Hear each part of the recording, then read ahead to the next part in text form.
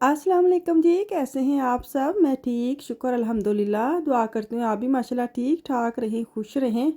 चलें जी बिस्मिल्लाह करते हैं और किचन से नाश्ते की तैयारी करते हैं। सब सोए हुए हैं। आज है ज़ोंठा मतलब संडे ਤੇ ਸਾਰੇ ਸੁੱਤੇ ਰਹੇ ਤੇ ਮੈਂ ਬੇਚੈਨ ਰੂਹ ਜਿਹੜੀ ਹੈ ਨਾ ਅਸੀਂ ਵਾ ਮੈਨੂੰ ਲੱਗਦਾ ਜਿਹੜੀ ਮਾਵਾਂ ਹੁੰਦੀਆਂ ਨਾ ਉਹਨਾਂ ਨੇ ਇਹੀ ਲਾਲਚ ਹੁੰਦਾ ਬੱਚਾ ਸੁੱਤਾ ਵੀ ਉਹਦੇ ਤੋਂ ਪਹਿਲੇ ਉੱਠ ਕੇ ਇਹ ਵੀ ਕੰਮ ਕਰ ਲਈ ਇਹ ਵੀ ਕੰਮ ਕਰ ਲਈ ਲੇਕਿਨ ਉਸ ਤੋਂ ਪਹਿਲੇ ਨਾਸ਼ਤਾ ਕਰਨਾ ਬੜਾ ਜ਼ਰੂਰੀ ਹੈ ਕਿਉਂਕਿ नाश्ता करोगे तो तुसी उठ के टुरो फिरो खास तुसी चाह पियोगे तो चाह पीने नाल मैं एक टोस्ट ले लिया। आज मेरा दिल कर रहा था मैं ये ले लूँ तो ये नाश्ता किया है। घर के छोटे छोटे काम किए हैं। तो आज मौसम इन्ना अच्छा सी, इन्ना मज़ेदार मौसम सी। सूरज निकल आवे ना तो तुहाडी वैसे ही रौनक मेला लग जाता वे हर पासे ना चेहरे खिलखिला उठते हैं। तो वो वाला हिसाब किताब होया। तो मैं जा रही हूँ आज मार्केट में, मेरे मियाँ ने एक दो काम करने थे अपने।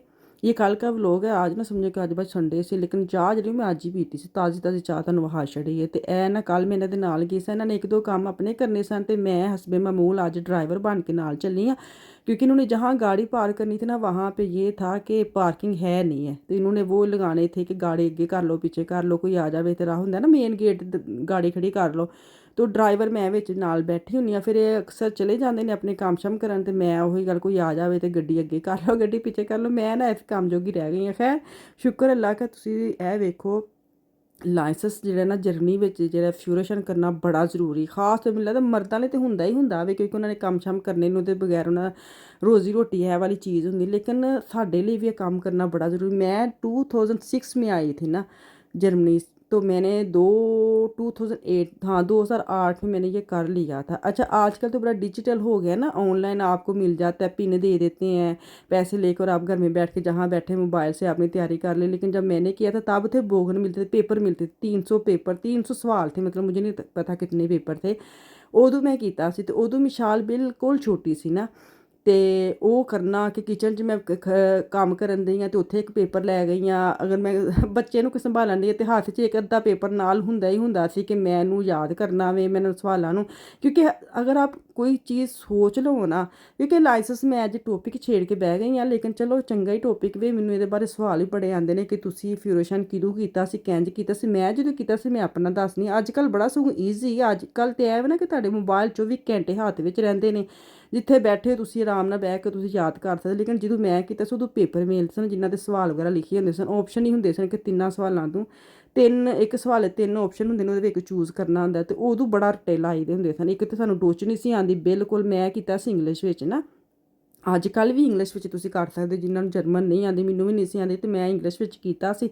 तो उदों तो चलो टुट्टी फुट्टी इंग्लिश आंदी सी, जदों तुसीं नवें नवें आंदे ना उदों तुहानूं इंग्लिश भी आंदी है। लेकिन जदों तुसीं 8-10 साल बाद ना तुसीं इंग्लिश जोगे रहिंदे ना तुसीं जर्मन जोगे रहिंदे, तुसीं विचकारली बिल्ली बन जांदे, ना उद्धर दे ते ना उद्धर दे।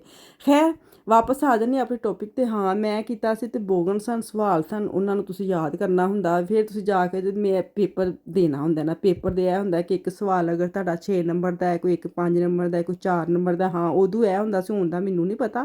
उदों ए हुंदा सी कि तुहाडे 8 मतलब नंबर तक तुहाडे सवाल गलत हो गए ने। अगर 2 भी तुहाडे सवाल गलत हो गए ने, कोई 5 नंबर दा, कोई 6 नंबर दा या 4 नंबर दा, ते तुसीं आउट, तुसीं मतलब फेल हो गए हो। तो यह जेह्ड़ा हुंदा ना यह वाला बड़ा ही औखा लगदा क्योंकि सवाल जिन्ने मर्जी तुसीं याद करो लेकिन एक बारी ते बंदा जाके उत्थे घुम जांदा कि जवाब है ए वे कि ऐ अपने आप ही बंदा कन्फ्यूज़ हो जांदा।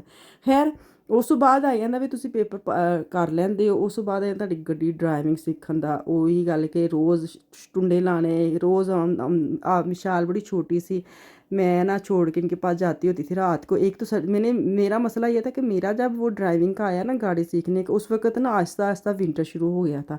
तो वो इतनी जल्दी रात हो जाती थी ना, रात में गड्डी चलानी वैसे बड़ा तू नवीं नवीं तू बिल्कुल कख पता ही ना होवे कि ओहदा कि ब्रेक कित्थे वे, दा क्लच कित्थे वे, ये कित्थे वो कित्थे। लेकिन है कि जो तुसीं सीखण तुर पैंदे जेह्ड़ा कम्म तुसीं सोच लैंदे हो ना करना है, सच्ची पुच्छो ओह हो जांदा जे ना।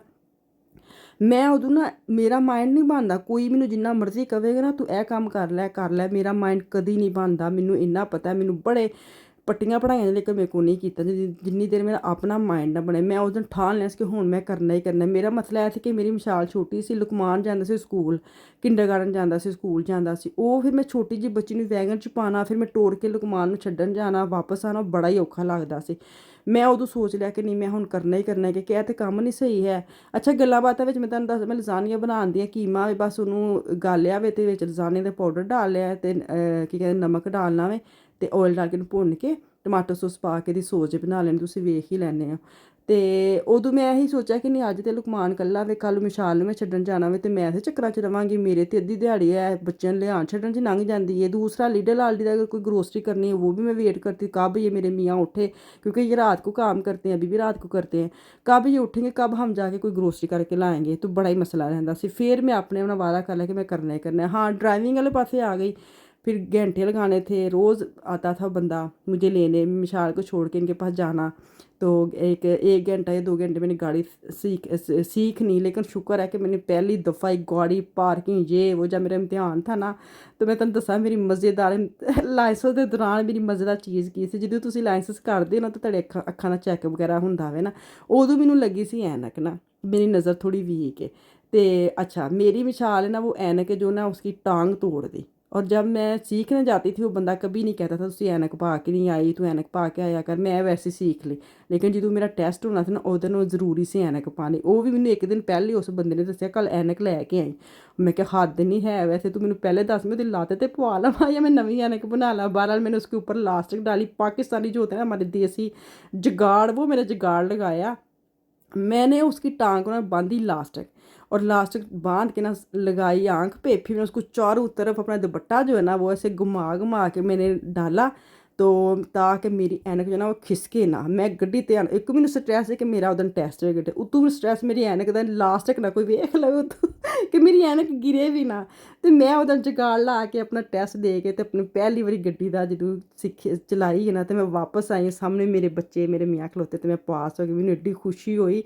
ਉਹ ਵਾਲੀ ਜਿਹੜੀ ਇੱਕ ਹੁੰਦਾ ਨਾ ਤੁਹਾਡੀ ਯਾਦਗਿਰੀ, ਕੋਈ ਇੱਕ ਤੇ ਮੇਰੀ ਯਾਦਗਿਰੀ ਲਾਇਸੈਂਸ ਦੇ ਦੌਰਾਨ ਆਇਆ ਸੀ ਕਿ ਮੇਰੀ ਐਨਕ ਦਾ ਮੈਂ ਲਾਸਟਿਕ ਬੰਨ੍ਹ ਕੇ ਤੇ ਆਪਣੀ ਲਾਇਸੈਂਸ ਦੀ ਜਿਹੜੀ ਡਰਾਈਵਿੰਗ ਨਾ ਸਿੱਖ ਕੇ ਆਈ ਸਾਂ। ਖੈਰ ਮੈਂ ਤਾਂ ਮਤਲਬ ਗੱਲ ਕਰਾਂ ਕਿ ਜਿਨ੍ਹਾਂ ਨੇ ਕਰਨਾ ਹੈ ਨਾ ਉਹਨਾਂ ਨੇ ਕਰਨਾ ਹੀ ਕਰਨਾ ਹੈਗਾ। ਤੁਸੀਂ ਕਹੋ ਨਾ ਮੈਨੂੰ ਫਲਾਣੇ ਨੇ ਕਿਹਾ ਕੰਮ ਬੜਾ ਔਖਾ, ਫਲਾਣੇ ਨੇ ਕਿਹਾ, ਤੁਸੀਂ ਫਲਾਣੇ ਦੇ ਕੰਮ 'ਤੇ ਜਾਓਗੇ ਨਾ ਫਿਰ ਤੁਸੀਂ ਕੁਛ ਵੀ ਨਹੀਂ ਕਰ ਸਕਦੇ। ਤੁਹਾਡਾ ਕੋਈ ਸੱਕਾ ਨਹੀਂ ਹੈ, ਤੁਹਾਨੂੰ ਕਦੀ ਪਟਰੀ 'ਤੇ ਕੋਈ ਨਹੀਂ ਚਾੜੇਗਾ। ਤੁਸੀਂ ਜਿਹਨੂੰ ਪੁੱਛੋਗੇ ਨਾ ਤੁਹਾਨੂੰ ਪਟਰੀ ਤੋਂ ਲਾਹਣ ਵਾਲੇ ਬਥੇਰੇ ਹੋਣਗੇ, पटरी ते चढ़ाने वाले कोई नहीं होंगे। तो कोशिश करा करो कि अपने दिल की सुनिया करो, दिल की मन्निया करो। आपको ये ना दिखा दें, मैंने कल इंस्टाग्राम पे स्टोरी लगा दी थी क्योंकि इसके इतने मैसेज आ जाते हैं। हालांकि मैंने बड़ी बारी वहाया हुए, हुण तो देखो ना ख़त्म होने वाली है, एक बारी बस करन जोगी रह गई है। तो DM च मिलता, DM लिखे आवे। तो हाँ इनू की करना वे, शाम ही तुहानूं पता मैं उस दिन ना ओवन वगैरह साफ़ किए सन, तो इनू तुसी अगर छिड़का के 3 ਤੋਂ 4 मिनट छड्ड दो, बल्कि जो तुसी काम करन लगदे हो ना उदों तुसी इनू पा दो, तो बाद च तुहानूं कोई रगड़ाई करने की जरूरत नहीं है। बस सीधी सीधी तुसी फड़ना, टिशू फड़ो, टैंप फड़ो, तो बड़ा साफ सुथरा उतर जाता जो भी तुहाडे चूल्हे ते ओवन। तो मैं उस दिन ना माइक्रोवेव साफ़ किया, ओवन एयर फ्राई दे नाल साफ़ किया, तो साफ सुथरे चमक वाले हो जाते हैं। तो यह DM चों मिलता वे।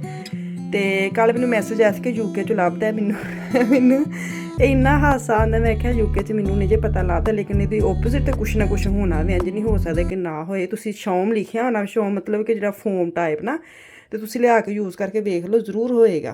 क्योंकि इहदे उत्ते लिखिया ना सारा वेखिया खाल सारा फैट फुट सारी साफ हो जाती है। तो फोटो खिंच ला, वेखो मैं हुण होल्ड करनी है 2 सैकेंड लई, ताकि तुसीं इहदी SS ले लो, फिर ना मैनूं प्राइवेट ना मैसेज करियो, ठीक है। सियाणियां बनिया करो बाजियो। चलो जी अज तो लाइसेंस की स्टोरी मैं सुना छड़ी है, जिन्होंने करना उन्होंने करना, जिन्होंने नहीं करना उन्होंने बथेरे बहाने लाने ने। इतने मैंने दो इजाजत अज शाम को लेट नाइट मैंने बड़ी भुख लगी सी, मैं 2 शाम जो ना चपली कबाब फ्रीज किए ना। मेरी ये रेसिपी मेरे चैनल पर है, फिर तुम पूछना वे कि रेसिपी दवो, तो मैनू लगी सी भुख। तो चलो जी इतने मैनू दवो इजाजत, अल्लाह हाफिज़।